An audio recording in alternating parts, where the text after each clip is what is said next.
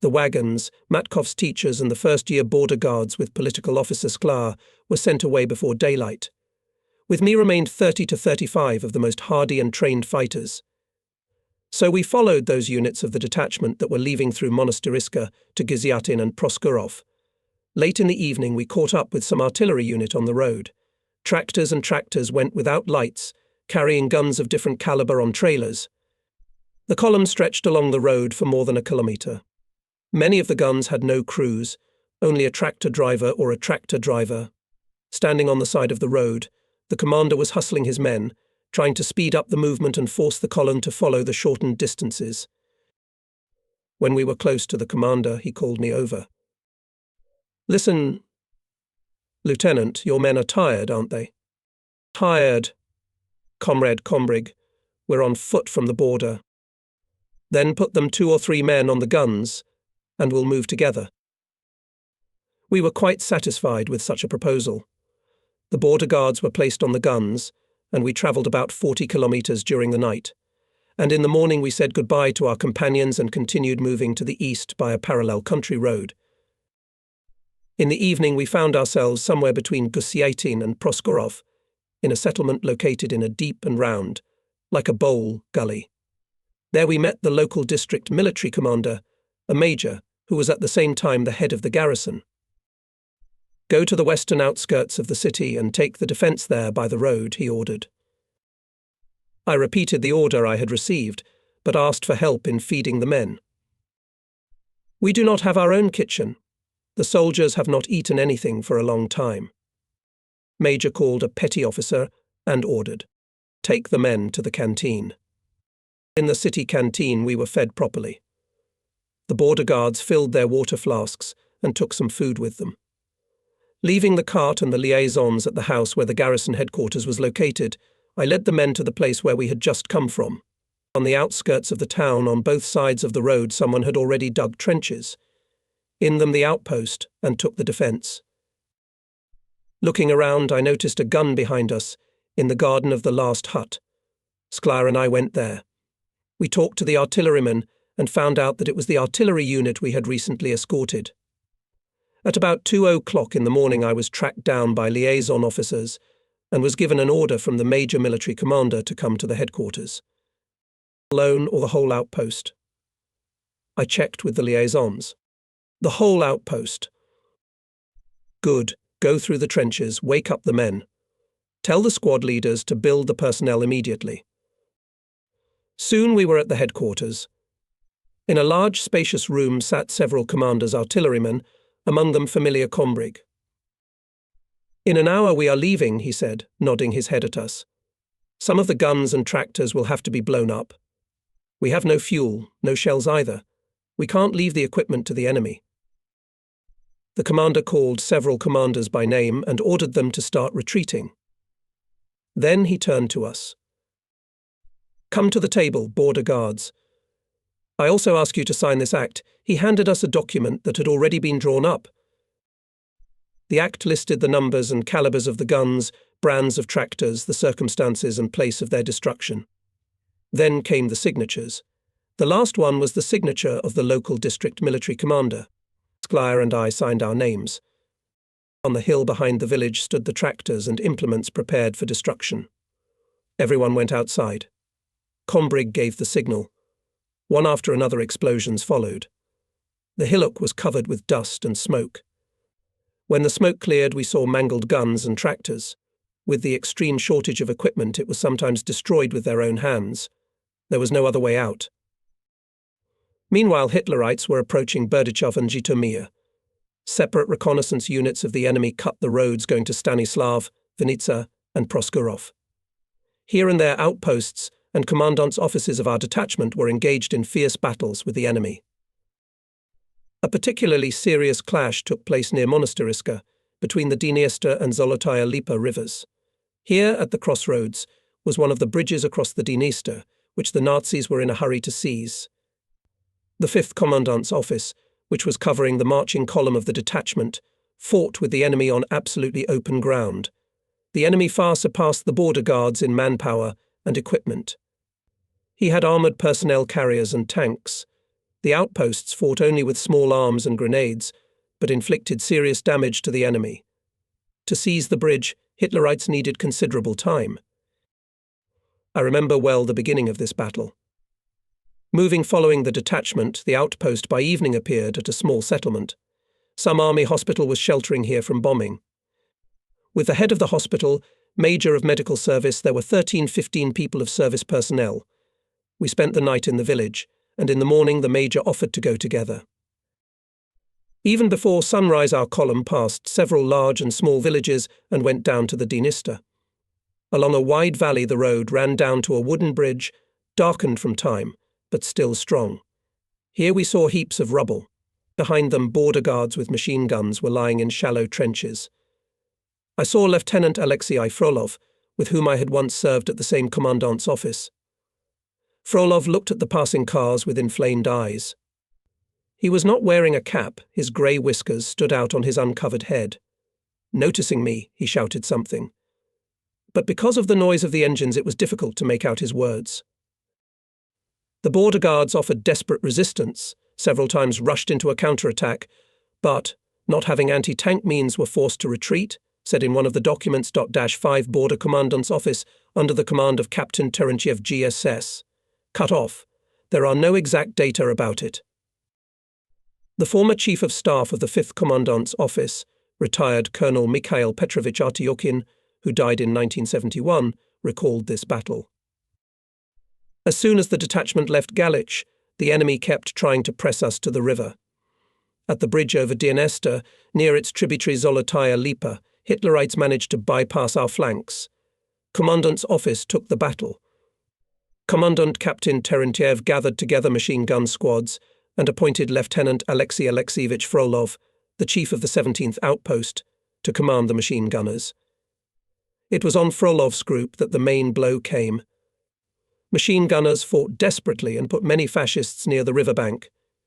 Thanks to their courage, the main forces of the commandant's office managed to break through a gap in the enemy's fighting order, break out of the ring and join the detachment. Lieutenant Frolov and the border guards who were with him were killed. Captain Terentiev did not come out of this battle either, but the 5th Commandant's Office continued to fight the enemy for many more days and weeks. Years have passed since my last meeting with Lieutenant Frolov, and now in the Central Archive of the Border Troops I as if saw him again, when I was thumbing through the yellowed pages of his personal file. From the photocard, enclosed in the file, looked at me a simple Russian face. The look of grey eyes was stern and calm. Frolov's biography was simple and straightforward. He began his border service as a private in the Slavuta border detachment. He graduated from the School of Junior Commanders. He became a foreman of the outpost, then assistant chief and chief of the outpost. He was a man who never gave up before difficulties, characterized by fearlessness. I remember how shortly before the beginning of the war, when we were at the training camp in Moscow, the head of the border troops, General Sokolov, came to us. He summarized the results of the training for the week, and then asked how we were doing, what was our mood. We were not very happy with some of the classes designed for inexperienced, novice border guards. Taking advantage of this conversation, Frolov, with his usual directness, remarked, "Comrade General, why are they playing border guards with us here? We are not first-year soldiers or cadets of the school. Some of us have already served on the border for a dozen years. How to lie on duty, how to move on patrol, we pass this science every day on the border. Let them teach us here what they can't teach us in the detachment.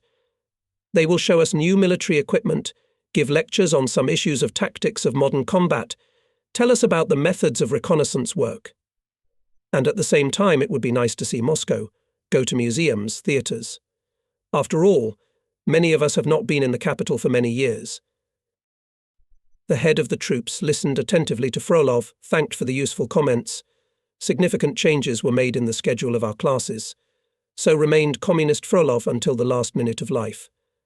He consciously went to self-sacrifice, saving the lives of his comrades in the commandant's office. Lieutenant Frolov fought in battle to the last cartridge, as long as his heart was beating.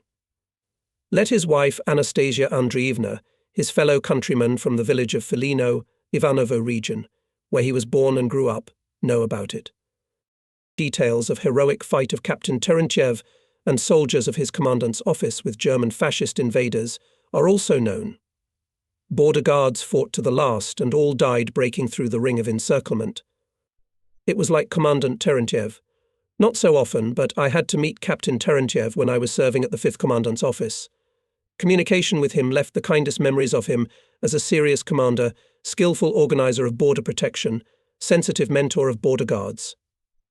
His manly, tanned, almost bronze face, slender, lean figure, as if dried by the hot winds and scorching desert sun, are forever etched in my memory. And so it was. For many years Captain Terentiev served on the Turkmen border.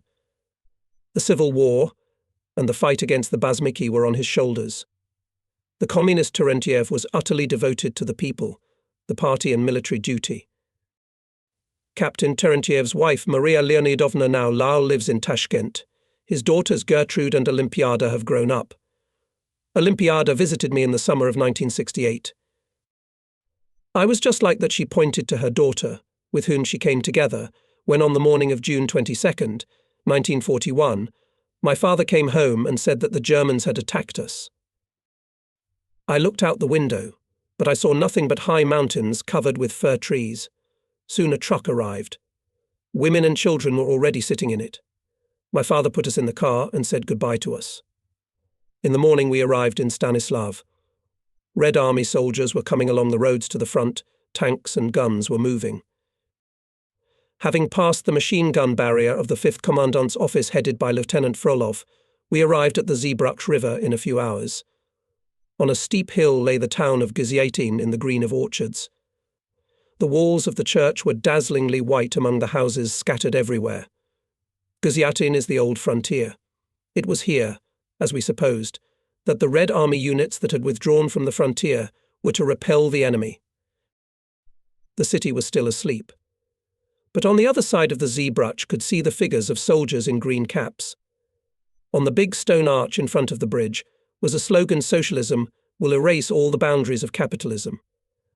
Just beyond the bridge lay hand-held machine gunners. A few border guards, led by a lieutenant, were digging trenches in front of the outpost building. It was one of those outposts that remained on the old frontier to maintain the regime in the border zone. The hospital was leaving for Vinnytsia. It was not on our way. The border guards got off their cars. I went to the lieutenant. We introduced ourselves to each other, he said. Everybody's going to Proskurov. I guess you're going there too? I confirmed it. Then I asked him if he had spotted a political officer, 3 wagons with border guards and 2 young women. They passed by late last night. There was no one else after them. In the yard of the outpost a cauldron was smoking on the fire. The lieutenant offered us breakfast. We did not refuse. I liked the lieutenant. He was young, slim, and dressed in a black leather jacket with straps from cavalry equipment. How long have you been commanding the outpost? I was called up at the beginning of the war. We talked about the situation at the front. Then I noticed. There, beyond the Zbruch, our troops are gone. We are the last to leave. Join us. Let's go together. No, the lieutenant shook his head. I didn't receive an order to withdraw. What's the point of staying? You have only 12 men and 1 machine gun. What can you do here? But the lieutenant shook his head again. No, I won't go. I didn't get the order. After the war, one visited Gziatina again. They said that at the beginning of July 1941, there was a hot fight near the bridge over the Zbruch. Border guards detained an enemy motorized convoy for a whole day. Then the border guards were supported by some army unit. The Germans never got through here. They had to look for a way around. Who was the lieutenant we met at the bridge over the Zbruch? Who were those who stayed with him and fulfilled their duty to the end? The Central Archive of Border Troops gave the following information. From the documents it was established that in 1941, in the town of Gziatin there was a 22nd Frontier outpost of the 22nd Frontier Detachment and the management of the 4th Frontier Commandant's office of the same detachment. At the 22nd Frontier outpost served 17 people, including Lieutenant Chizhenkov Nikolai Ivanovich, the head of the outpost, and junior political officer Baranov Sergei Antonovich, deputy head of the outpost on political part. At the outpost served Alexei Vasilievich Tankovsky, petty officer, Konstantin Mikhailovich Senatorov, squad commander, Konstantin Dmitrievich Ivanov, squad commander, Arkady Yakovlevich Nazarov, manual machine gunner, Ivan Yegorovich Brinkov, manual machine gunner, Emilian Afanasyevich Horun, cook, Anatoly Ivanovich Temerin, gunner, Alexey Ivanovich Shibaikin, gunner, Semyon Ponomarev, gunner, Sergei Grigorievich Karshin, gunner, Afanoi Pantelievich Nuzhny, gunner, Nikolai Timofeyevich Rozhkov, gunner, Grigory Afanasyevich Skritnikov, gunner, Polycarp Lukyanovich Kosinov, gunner, Mikhail Efimovich Rishenko, gunner. Who of them was killed, and who survived it is impossible to establish, as the documents of the 22nd Border Guard detachment for June 1941 and the subsequent period have not survived. There is no information about place of birth and place of residence of the Border Guards before they were called up for military service in the list. The personal file of Lieutenant N. I. Chizhenkov contains data that he was born in 1913, a native of Novozensk district, Saratov region. Family. Wife Chizhenkova Anna Vasilievna, born in 1916, a native of the town of Novozensk, and daughter Lyudmila, born in 1939. At first it was impossible to find out more, and suddenly, on the eve of the 25th anniversary of our victory over Nazi Germany, I received a letter. The Red Pathfinders of the Gizyatinskaya 8-year school appeal to you. We were born and live in the village, where the state border of our country passed until 1939. Here were hard service of the Chekist soldiers. Many exciting stories about these courageous people are kept by old residents. Decades will pass, and the memory of glorious feats of border guards will remain in the hearts of people. We are especially concerned about the events of 1941. It is known that on July 5, 1941, a group of border guards took the first blow of fascist soldiers. Border guards fought selflessly, remained faithful to the military oath to the end. The pioneers wrote that they were searching for the border guards of Gizyatinskaya frontier outpost that they found in the city of Novosensk, the sister of the head of the outpost I, Dupsova, and the sister of the head of the outpost I, Dupsova, and in the city of Khmelnytsky, the wife of N. Chizhenkov Anna Vasilievna. Anna Vasilievna Chizhenkova wrote to the pioneers about the life and heroic death of her husband. It turned out that Chizhenkov died while saving the regimental banner in 1941, somewhere between Vinnytsia and Kiev. On the last letter of N.I. Chizhenkov, dated July 26, 1941, is the address the Red Army of the Southwestern Front, PN 505, Command T, 22 Border Guard Detachment NKVD. Pioneers also asked to clarify the name of one of the soldiers of the 22nd Outpost. He is known to them as Teterin, but in the lists of soldiers is listed as Temerin. We made a repeated request to the Central Archive of Border Troops, to which they replied as follows: to your letter we inform you that in the personnel record book of the 22nd Volochi Border Troops for 1940 to 1941, there is the following: Teterin Anatoly Ivanovich, a gunner of the 22nd Border Troops. The surname Teterin is written illegibly, it can be read as Temerin.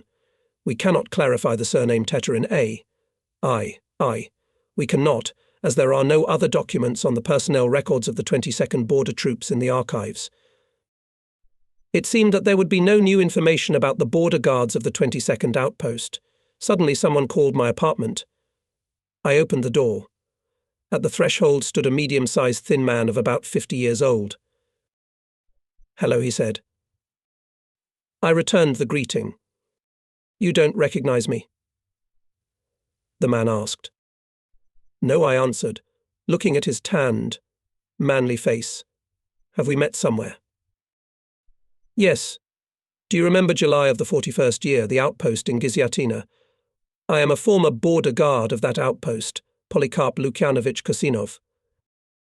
Kosinov was just passing through Moscow. He had very little time." Of course, I didn't remember his face. Our stay at the Gizyatin outpost was too short, and at that time I had to talk only with the chief, as it is now known, Lieutenant Chizhenkov. But Polycarp Lukyanovich remembered me and recognized me now. He lives in the village of Novo Makarov on the Voronezh land, works as a blacksmith in the collective farm workshop, twice awarded the Medal for Labour Valour. He told the following about the outpost and himself. I was drafted into the border troops in 1937. At first I served at the frontier outpost in Gziatina. In October 1939 I was transferred to the 92nd Frontier Detachment as an instructor of a search dog at the frontier outpost in the town of Peremyshal. I had a lot of detentions of violators of the state border in 1940. I expired the term of service, but in the air, as they say, smelled a storm. And together with other border guards to be demobilized, I was sent to reinforce the old border. So I found myself again in Gziatina at the 22nd Border Outpost. The war caught me here. Red Army units were withdrawing through our outpost. By the beginning of July, all of them had passed through. We were left alone on the old frontier. One night, the chief of the outpost, Lieutenant Chizhenkov, put me and one border guard on sentry duty at the bridge. At night, we heard someone sneaking towards us in the darkness. I called out to the unidentified men, and in response there were machine gun bursts. We also opened fire. 2 of the attackers, dressed in civilian clothes, were killed. It happened just before your outpost passed through Gziatin. We took the defence at the bridge, and when Hitlerites tried to break through the bridge, we met them with friendly fire. A traffic jam was formed, and we were beating Hitler's soldiers. They had to deploy near the river. Just at that time, some army unit came to the aid of the outpost. By joint efforts, we repulsed several times attacks of fascists. On the second day, they put a massive fire of artillery on us, called airplanes. But even this did not help. Then, having found a ford, Hitlerites began to cross the river downstream. We received an order to withdraw in the direction of Vinnitsa. In some small town near Vinnitsa, our 22nd Border Detachment was concentrated. There were only 3 of us from Gziatin border outpost Horun, Rozhkov and me. And again there were fights. Rozhkov was killed in one of them. We were surrounded. We fought our way back to our unit together with Captain Dmitry Polyakov. Then I was enlisted as a company foreman in the 97th Border Regiment. In the battle near Kharkov in 1942 I was severely concussed. That's all, finished Kosanov. Lieutenant Chizhenkov and junior political officer Baronov Kosanov saw for the last time in the battle at the bridge over the Zbruch. I didn't know then that I was parting forever with this courageous man who had joined his outpost in an unequal battle with the enemy. And even if I knew, what could I do? We didn't leave without orders either. And each day won from the enemy, even at the cost of self-sacrifice, contributed to the organization of repulse of the enemy on new frontiers. In Yarmolinsy we caught up with the border guards, who were leaving together with Sklya. Here, in a garden or in a forest, the soldiers were waiting out the heat of the day. Starshina Vershinin and the cook Mikhailov cooked eggs on the fire in big cast iron. Where did they get so many eggs from? I asked Vershinin sternly, suspecting that someone had dared to beg them from the locals. Sklya explained that he had authorized the opening of a nearby store, which no longer belonged to anyone. There was nothing in the store but eggs, so they took them to feed the fighters. It's not to be wasted. For some reason, it was in Yarmolinsy that I noticed how the border guards had lost weight, turned black and gaunt, how they did not look like those carefree, cheerful cavaliers in their sun-soaked, sun-scorched gymnasias, who were twirling around in the courtyard of the outpost with Kriva and Ivashkov girls on the last evening before the war. Between the past and the present lay a line, which could not be erased by anything. Back on the road. Border guards go concentrated severe. The road runs near the former fortified areas. Not a soul. Black empty eye sockets look loopholes of reinforced concrete pillboxes. Neither guns, nor machine guns, nor those who had to keep every metre of land under fire, dressed in stone and iron. Where has everything gone? Remarked one of the soldiers who served here before 1939. So much for the old border, and they said we would not retreat further. Sergeant Smolyanets calms us down. Proskurov is also an old border. Maybe the defence is occupied there. We walked with the political officer in silence, not interfering in the sudden conversation. A year and a half ago, when we served on the old border, It seemed to us an impregnable fortress. Soldiers and commanders had been to the fortification units and had seen a lot of things with their own eyes. Now there was none of that. After the border moved to the west, the fortified areas were dismantled and mothballed in connection with their construction on the new border.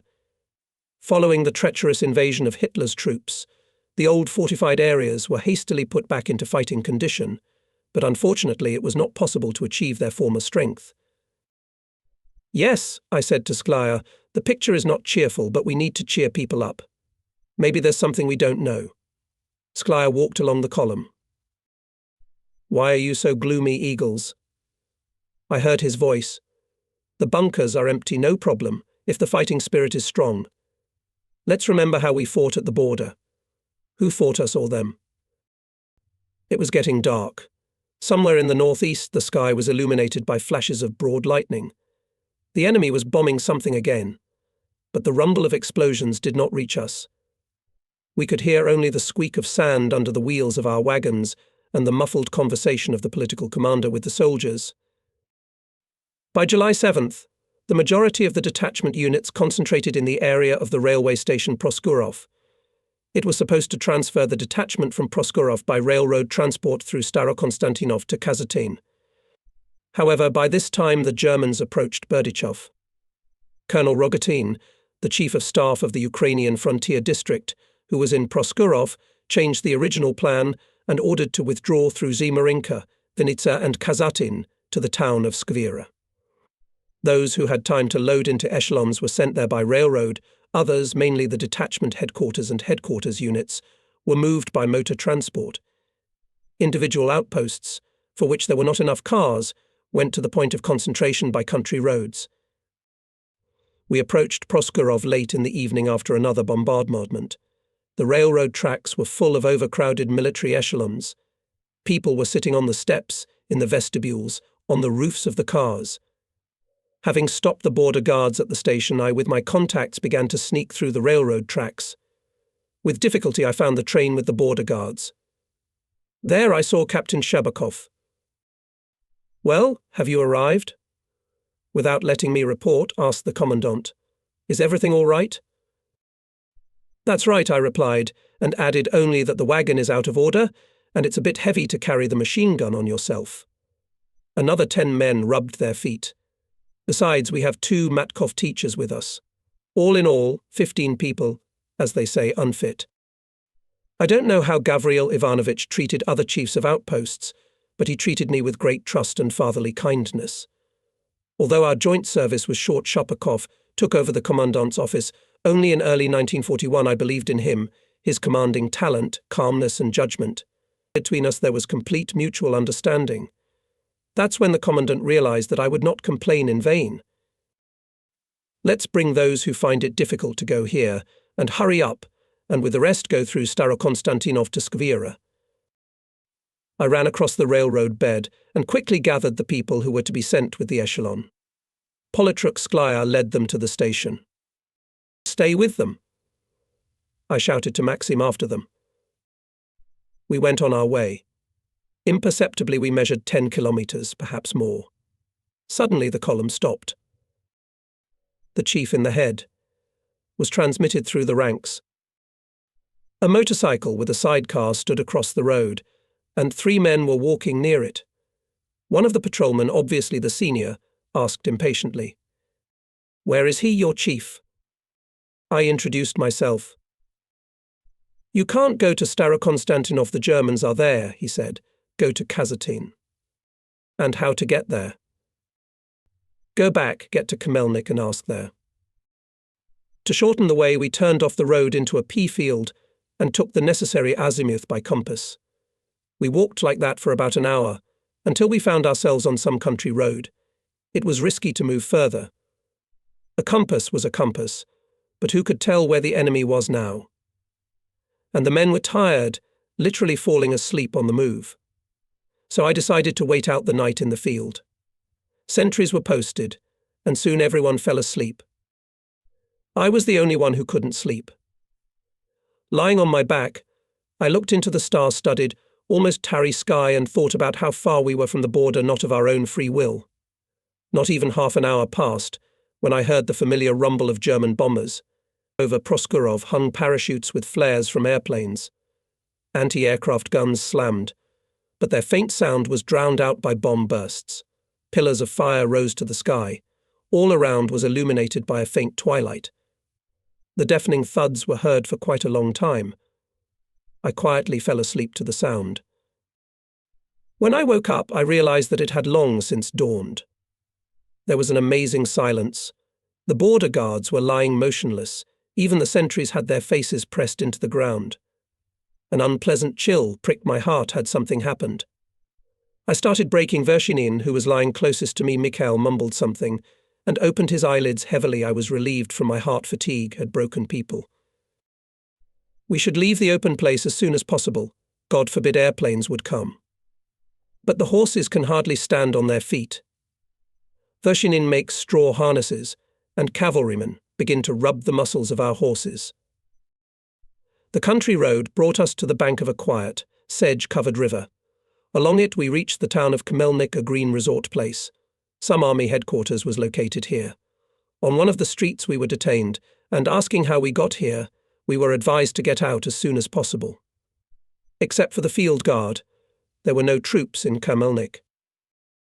Somewhere halfway to Kazatin, walking far from the main roads, we came upon a quiet village. I decided to give the people a rest. The villagers welcomed us warmly. They fed us, gave us drink, and the women began to wash linen and shoelaces. For the first time after leaving the border, I touched my face with a razor and shaved off my beard, which had already grown quite a lot. In the evening, the chairman of the collective farm, a sturdy man of 50, ordered to slaughter a ram. Tables were set up right under the trees. We were treated to meat, fried potatoes, kvass, milk and ryazhenka. Old men, women and children sat at the table with us. Everyone was interested in how things were at the front, where the Germans were. We answered that we were coming from the border. We did not know what was going on in the world. Yesterday Germans were in Starokonstantinov and Berdichev. In Khmelnyk we were still ours. And how will they let the German go further? Asked a very ancient old man. And how many of ours are there against him? Answered the chairman of the collective farm. He said that we beat the Germans back in 1918, and if they come here, we will go partisan, as we did then, in the revolution. Late in the evening we left our shelter, and all night we walked along the field, the road, the ravines, until at last we saw the outline of the town. All along its outskirts stretched trenches. There were also mounted guns. In some places we could see tanks buried in the ground up to their turrets. Kazatin was in front of us. Patrolmen stopped us and, having checked our documents, told us how to get to Skvira. On the morning of July 11th, the outpost arrived in Skvira. The small town was literally drowned in gardens. By a huge pond we found our commandant's office. A group of fighters together with Sklya, who had travelled from Proskurov by echelon, was already here. There were also our orderlies, Matkov teachers. Maxim reported to me that Captain Gladkik had ordered to send the girls to Kiev with passing cars. But there was a difficulty during the bombing of the train in Proskurov. Their documents along with other things were burned. Who would believe in Kiev that they were teachers? It was wartime. So I left them in the house until your arrival. All right, I said, we'll think about what to do next. Klavdia Yakovenko and Valentina Kovaleva felt that the conversation was about them and came up to us. We are not going anywhere from you, they said. We have been walking with the outpost from the very border, and now, when it became quiet, you want to send us somewhere. I told the girls that they should let me have a break from the road first, and then we'll figure out what's going on. There is nothing to sort out. We are not a step away from you, said Yakovenko cheerfully. To which I replied, You must understand, girls, that I myself to decide the question of your future fate cannot. This is a matter for the command. Soon I reported to Major Vrublevsky about the arrival of the outpost. At the same time I asked him what to do with the teachers. They are not subject to military duty. We can't leave them in the detachment, said Vrublevsky. As for the documents, it's easier. Write with Sklya under what circumstances they were burned. We'll give the girls certificates. With the certificates and the money certificate, which I had written out in the financial section at my own expense for a month, I went back to Clava and Valentina. How reluctant they were to part with the border guards of the outpost, with whom they had travelled from the very border. But what was to be done? The squad cars were leaving for Kiev. The teachers were sent with them. After the war, looking for Kovaleva and Yakovenko, I received an answer from the Novopskov Police Department. We inform you that citizen Kovaleva, Valentina Sergeyevna, born in 1918, does not live in the district. In 1945 VS, Kovaleva worked as a teacher at the school in the village of Berezovka for only 4 months. After that she left in an unknown direction. In the Regional Address Bureau of the Ministry of Internal Affairs of Lugansk region and Novopskovsky passport office she is not registered or discharged.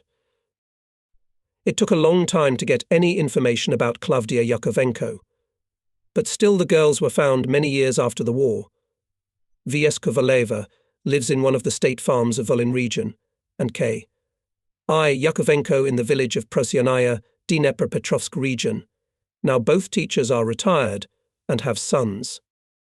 We just saw the girls off when a new order came to send to the cavalry squadron, being formed at the detachment headquarters Petty Officer Vershinin and all the cavalrymen of the outpost. The horses for formation and supply horses were also transferred to the same squadron. Similar orders were given to all outposts. The detachment command created a mobile reserve in case of any complications. The measure was reasonable, but the situation of outposts, left without means of transportation, was getting worse. Our economic managers worked the old-fashioned way. When we stood in place, they supplied us more or less tolerably well. But as soon as the outposts dispersed or began to march, all communication with the rear was cut off. Looking at Petty Officer Vershinin, who was leaving with the cavalrymen, I remembered the day when he first arrived at the outpost. It was in November 1940. A border guard with a dashing cavalry bearing came into the office. I will not hide, the first meeting with Vershinin upset me. The new petty officer wanted to emphasize that he was an independent man. A lamb's cap with a green top and 2 crossed white ribbons rested on his head. The long overcoat was edged in many places with green cloth. The multitude of buttons, polished to an incredible luster, made his eyes ripple. A hussar, indeed. As if not noticing his motley attire, I said, "If you were sent to the outpost, then until the evening to dispose of yourself, get acquainted with people, and then we'll talk about everything." At the combat formation, I introduced the new petty officer to the personnel and ordered the sergeant temporarily acting as his sergeant to hand over the outpost management to Vershinin. Vershinin reported the acceptance of all cases, and we had a heart-to-heart talk with him. It turned out that he was from the village of Vorotonets, Gorky region, was born in 1918. His mother and father stayed in the village. He is serving in the border troops for the 3rd year. "You know, comrade petty officer," I said in a tone that allowed no objections, "you are my deputy in the household and assistant for training and education of border guards. You will sometimes have to stay at the outpost for the chief and independently solve various issues. And to whom much is given, much is asked of him. Let's start our joint work with the fact that you will hide your kubanka until you are discharged to the reserve. Put on the proper headgear, tidy up your overcoat. We'll meet again in the morning to familiarize ourselves with the border section." At first we had some misunderstandings. However, soon Mikhail Vershinin became a real businessman and my assistant. He acted exceptionally bravely in the first days of the war. And now fate wanted to separate us in the town of Skvira. In 1942, already being a platoon commander, Mikhail Vershinin died a heroic death during the attack on Oboyan. In the evening, the outposts and units of the detachment were built, and we were announced that by the decision of the front command we were going to protect the rear of the 26th Army. The Commissar Avdyukin made a speech. "Although on the battlefields of many fascist invaders have found a grave, he said, the enemy is still strong. He continues to climb, throwing more and more new forces into the fight. Everywhere there are heavy and intense battles. The command entrusts us with a responsible task to restore order in the front rear. The enemy uses every opportunity to cause us damage. He sends spies, provocateurs who spread false rumors, sow panic, commit sabotage.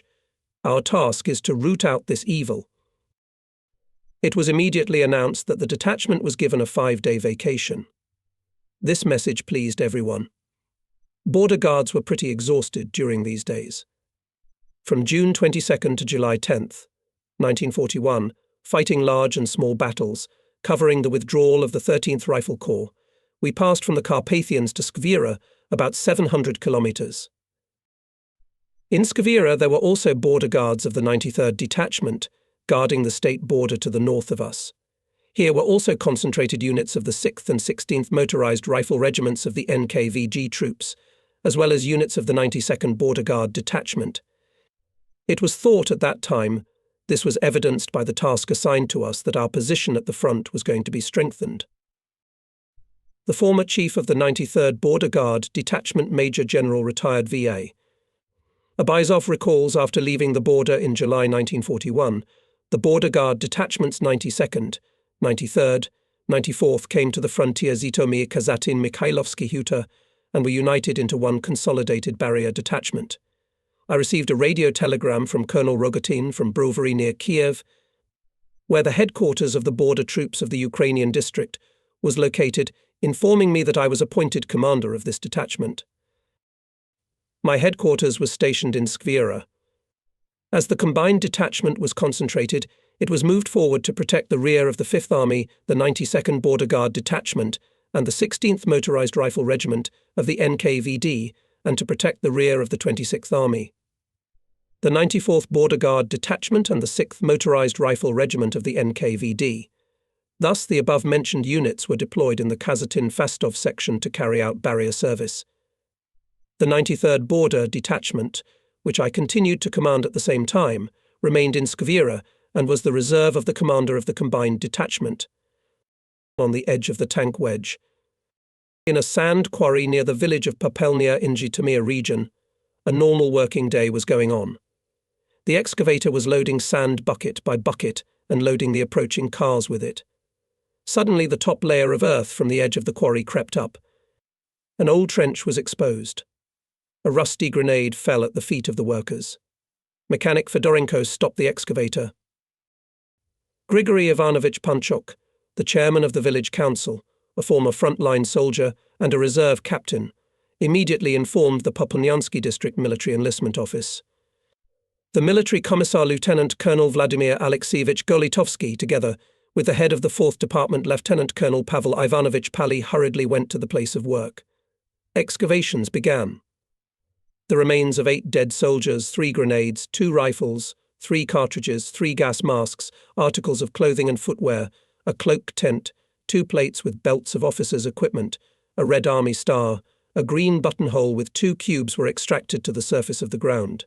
Conversations of the command staff not once heard the words, "Oh, how great artilleryman Soskov covered the enemy column." Senior Lieutenant I.V. Soskov, after the battle at Popolny, continued to fight the enemy with his artillerymen. His fame, according to veterans, rattled all over the front. His exploits were reported on Kiev radio, written in frontline newspapers. But on the 101st day of the war, IV. Soskov died. The former commander of the firing platoon, Lieutenant V.V. Kovin, reported to Ivan Vasilievich's wife, "With your husband, as you know." I began to fight from the first days and was with him all the time until the last minute of his life. Ivan Vasilievich died in the night from September 30th to October 1st, 1941 in the village of Devichki, Pereyaslav district. This village is not far from the Olshishev shooting range, where we used to go to shoot, just 5 kilometers from the Dnieper. He died the death of the brave. When I was told about it, I ran to him, took him in my arms, but he was already dead. The battle was heating up. I ordered his burial, and I ran to the guns again. The names of other heroes artillerymen who fought near Pelynia, named former gunner F.M. Sinev. The commander of the 1st firing platoon was Lieutenant V. Kovin, the 2nd Lieutenant B. Lebensky. His son, Vladimir, came to me and was interested in the circumstances under which his father died. I told him everything I knew. Until July 14th his father was alive. I remember him well. He came to our battery about 3 months before the war started. A young, fit, vivacious, sociable lieutenant, an active participant in all sports competitions. Together with him I played soccer. Among my colleagues in the battery I remember well Petty Officer K.A. Matveev, Platoon Commander A.I., Ivanushkin, Driver Alexei Loganov, Artilleryman V.D., Muzyenko, N.V., Nerezik, S.T., Nedjuev, Anatoly Chistyakov, Alexander Nikitin, Nikolay Fedyakov, Sergei Davidov.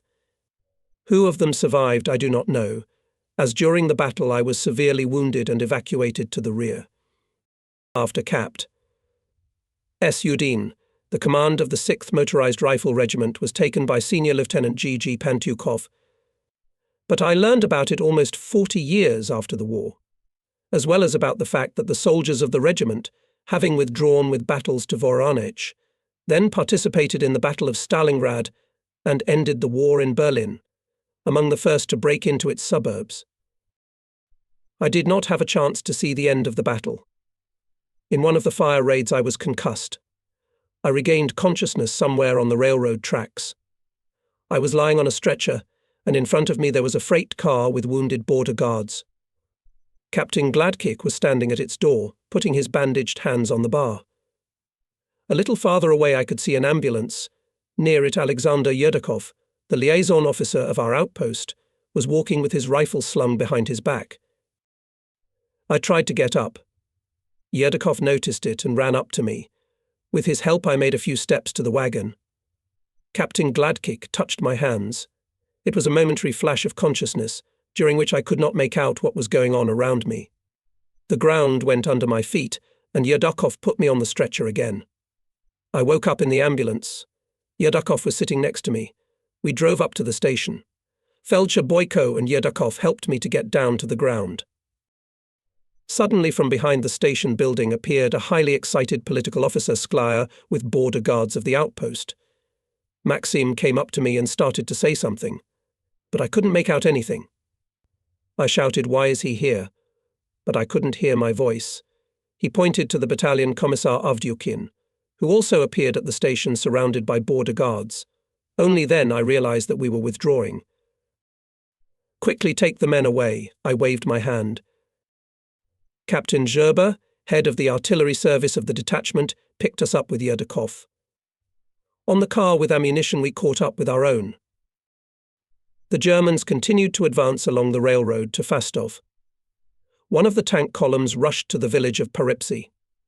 Shortly before that 60 border guards arrived in Peripsy together with the Chief of Staff of the 5th Commandant's office, Mikhail Artyukin.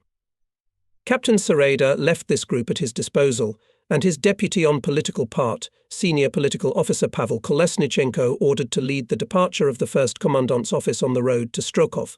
About how the events developed in Peripsy, recalled MP.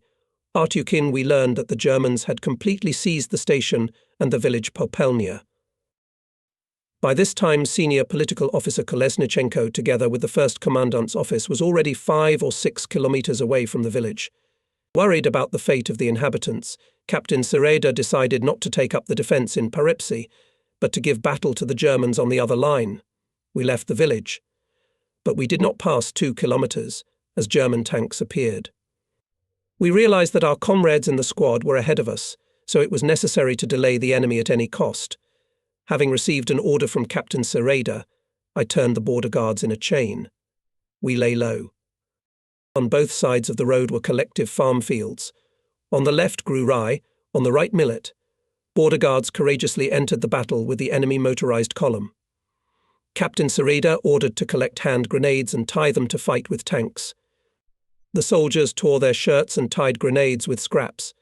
The distance separating us from the fascist tanks and armoured personnel carriers was rapidly shrinking.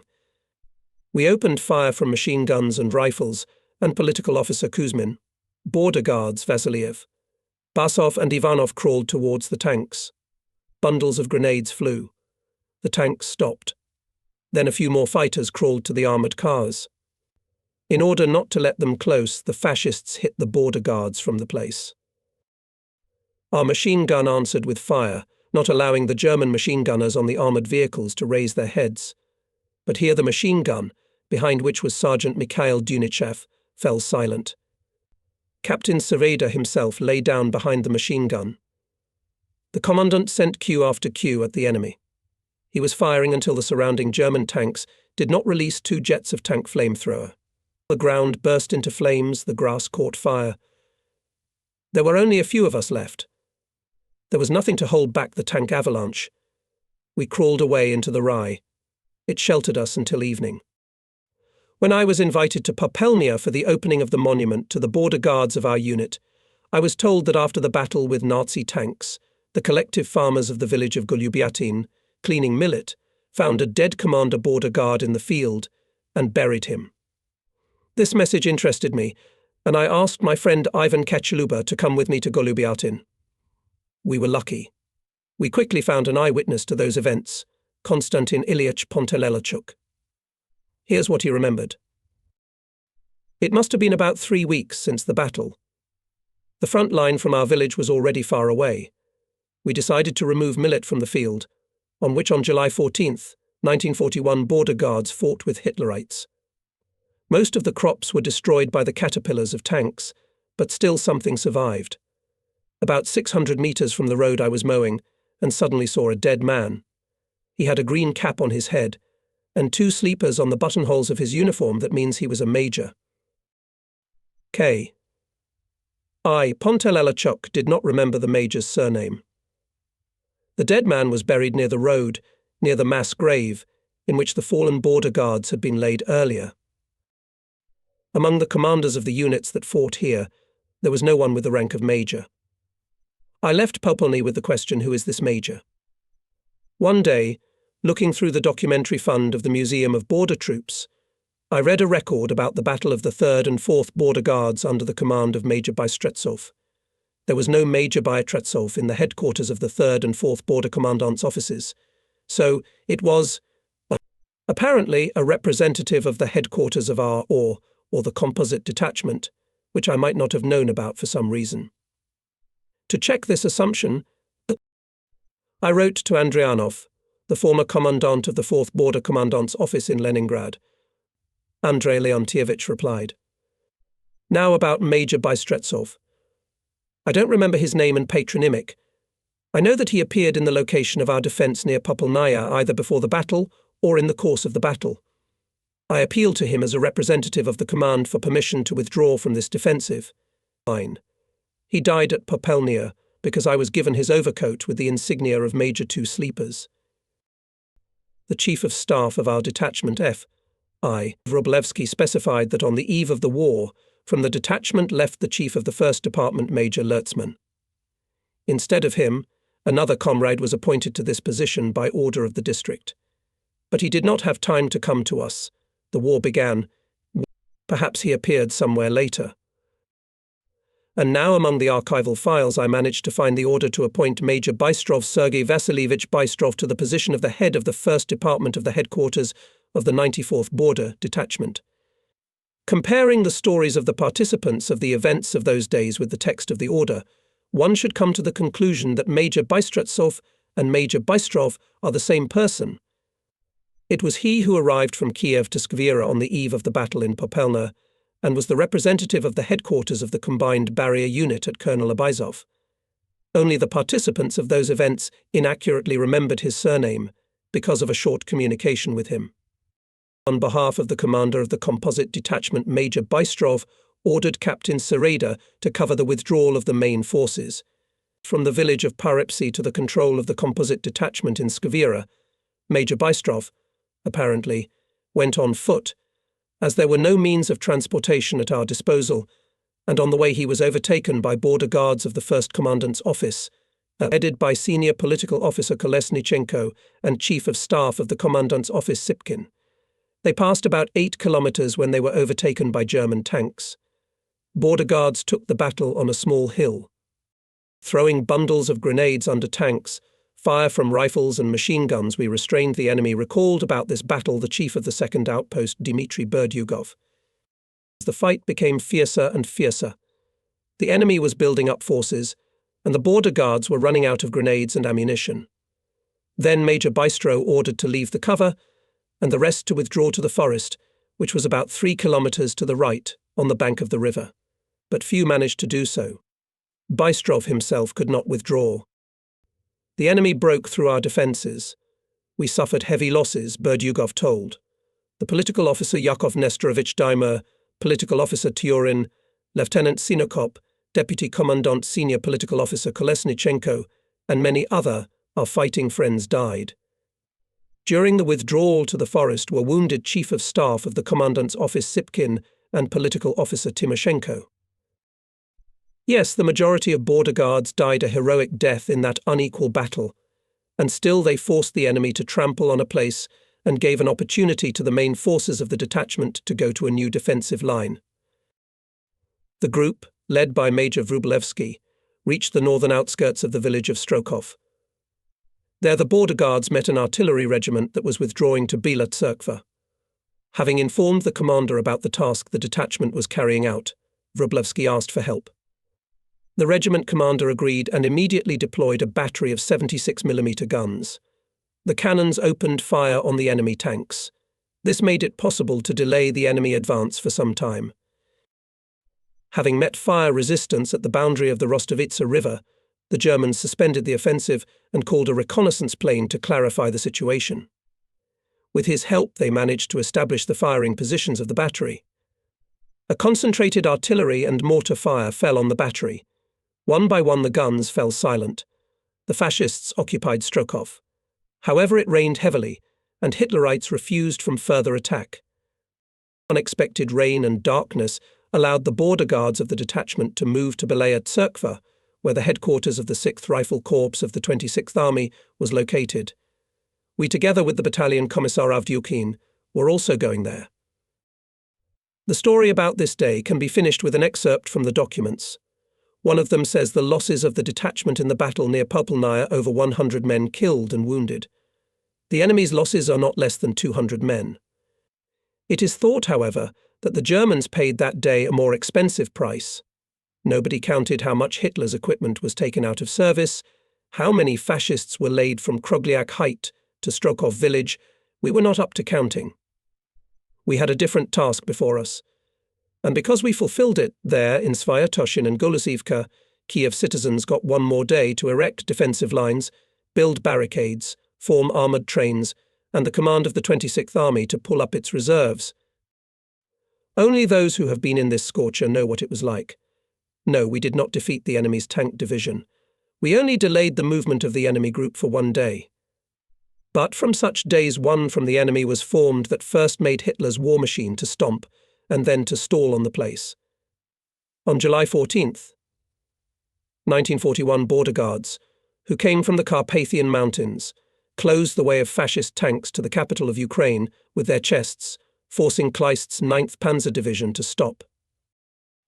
With the same selflessness and fearlessness fought on July 14th, 1941, and border guards of the 92nd and 93rd Border Guard detachments, who also stood in the way of tanks of General Kleist from the 48th Motorized Corps. The head of the combined detachment, Colonel Abizov, ordered the commanders of the 92nd Border Guard troops and the 16th Motorized Rifle Regiment of the NKVD to occupy the line Kazatin-Ruzhin-Komsomolskoye by the end of July 13th, and to organize the service to protect the rear of the 5th Army. However, on the morning of July 13th, the enemy suddenly turned his tank and motorized divisions to the southeast from the area of Zhytomyr to Kazatin and tried to bypass it to the east. The 16th Motorized Rifle Regiment of the NKVD internal troops west of the village of Kotlyarka was attacked by enemy tanks and was subjected to heavy bombardment from the air. The soldiers of the regiment fought the enemy fearlessly and even attacked, but suffered heavy losses and were forced to withdraw with their commander Captain Babich to Fastov. To support the regiment, Colonel Abizov sent the 1st Border Commandantry of the 93rd Detachment under the command of Captain Zinovy Osipovich Blumin to Pobushch, the 2nd to Yeshresh, and the 5th to Ruzhin. These commandantries engaged in combat with the enemy. Then they were reassigned to the head of the 92nd Peremyshal Border Detachment, Lieutenant Colonel Tarutin, and continued to fight together with this detachment. The 3rd and 4th Commandant's offices of the 93rd Frontier Detachment covered the crossings of the Rostovitsa River in Strokov and Povalok. and then they were transferred to Fursy, where they stopped the enemy's advance. Later, the 93rd Frontier Detachment was the reserve of the commander of the 6th Rifle Corps and provided the junction between the 159th Regiment and the 41st Rifle Division, defending Bila Tserkva. The 92nd Frontier Detachment took up the defence at Zhashkov Station. On July 19th, we received information that an enemy airborne landing force had landed somewhere nearby. The detachment command received an order to destroy it. The head of the detachment, Lieutenant Colonel Tarutin, was for this purpose sent to the proposed landing area of the group of border guards under the command of Captain Barinin. Near the village of Konla, it met not the landing force, but the advanced units of the 48th Mechanized Corps of the enemy, engaged in battle, destroyed 4 tanks. But the main battle took place a little later near the village of Roji. The enemy attacked the positions of the 92nd Detachment with a large mass of tanks. In a brutal, unequal battle, border guards fought to the last drop of blood. Lieutenant Colonel Tarutin, the commissar of the detachment Utkin, fought in the fighting order of troops and died heroically. But even after the death of the command, the detachment continued to fight under the leadership of Major Agachik and senior political officer Lubchikov, causing damage to the enemy. Together with units of the 3rd Airborne Brigade, Kiev Artillery School, the 4th Motorized Rifle Regiment of the NKVD internal troops, fought on the front line of the Kiev fortified area and the 20th Slavuta Red Banner Frontier Detachment, where I began my service. Here is what the former political officer Semyon Stepanovich Panteleev recalls about those days. Our 20th Red Banner Frontier Detachment was stationed on the zone, as the old state border was called after 1939. After heavy fighting on the border and the defence of Zhytomyr, by order of the command, the detachment occupied a new frontier 14 kilometers from Kiev on the bank of the Irpin River. Border guards of Alevsky and Yampol Border Guard detachments defended together with us. I remember that the defensive structures in this area have been preserved since the times of the famous maneuvers of the Kiev Special Military District. The commander of our detachment was Major Lyubchenko, later recalled to the headquarters of the partisan movement. The commissar was senior political officer Ivanov, who died in one of the battles. As far as I know, the enemy failed to break through the defence, neither at the section of our commandant's office, nor at the section of the Border Guard detachment. Border guards held firm. They repeatedly went into counterattacks, inflicting tangible losses on the enemy. I remember well the military commander of our commandant's office, political officer Pyotr Dudin. He was one of the heroes of border guards from the Far East, participated in the battles near Lake Hassan, for which he was awarded the Order of Lenin, was a deputy of the Supreme Soviet of the RSFSR. Possessing great endurance and courage, he appeared at the hottest sites, cheering up the fighters, inspiring them with his personal fearlessness. Unfortunately, I do not know anything about his further fate. They say he led a group to carry the banner out of the encirclement, but I never heard of him again. Convinced of the futility of their plans, and having suffered significant losses in manpower and equipment, the enemy rolled back. A more calm period of defence began. Between us and the Germans formed a neutral zone. And now, by order of the higher command in the Border Guard, detachment formed a reconnaissance group to capture Tungs. This group consisted of 50 to 60 volunteer border guards. Its commander was Senior Lieutenant Kizelev. I was appointed political commander. Our group existed about 2 weeks and acted in the area of Irpin and Vorzel. In Vorzel, in the premises of the Children's Sanatorium, was our base. We acted by raids on the Germans, who were mainly engaged in robbing the local population. Our actions were covered by an armoured train. Operations were carried out successfully. On one of these operations wrote an article in the newspaper Izvestia its correspondent V. Poltoratsky. In the Oral Regional Library I found that issue of the newspaper, dated July 31st, 1941. The article was called In Search of Language. V. Poltoratsky wrote it from my words. The results of this Operation 11 killed Germans, captured 2 language weapons property. Lieutenant Olbagov, Deputy Political Officer Shishkin, Border Guards Safin and Zuzgin were especially distinguished then. I remember Junior Lieutenant Shapar was in our group. Military Field Officer Borakov acted well. The last day of the defensive battles was memorable. Again on our share fell a difficult task to cover the withdrawal. At dawn we entered Kiev. I can't forget how the inhabitants of Kiev, who before believed that Kiev would not be surrendered, when they saw that the border guards were leaving, began to join us, and with knots, or even without everything, started to follow us to the Dnieper. This made our situation much more difficult, but we could do nothing.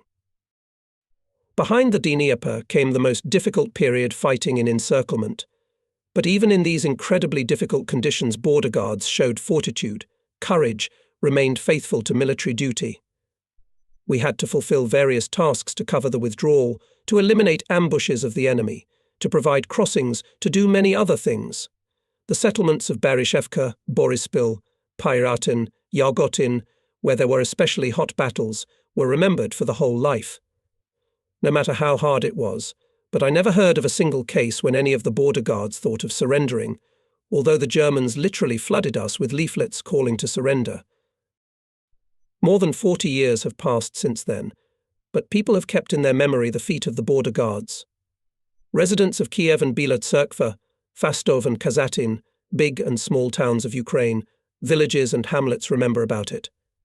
On the eve of the 20th anniversary of the victory over German fascism, the residents of Popelnyansky district in memory of the heroism of the soldiers of our 94th Border Guard unit, who in a difficult time for our homeland courageously and steadfastly defended their land, erected near the village of Golubiatin, at the fork of the road, an obelisk on which they wrote "Comrade." Bow low to these fields. They are sprinkled with the blood of heroes. Here on July 14th, 1941, in an unequal battle with fascist tanks, died the death of the brave hero of the Soviet Union, Captain Sereda, political officer Kolesnichenko, and 152 soldiers of the 94th Frontier Detachment.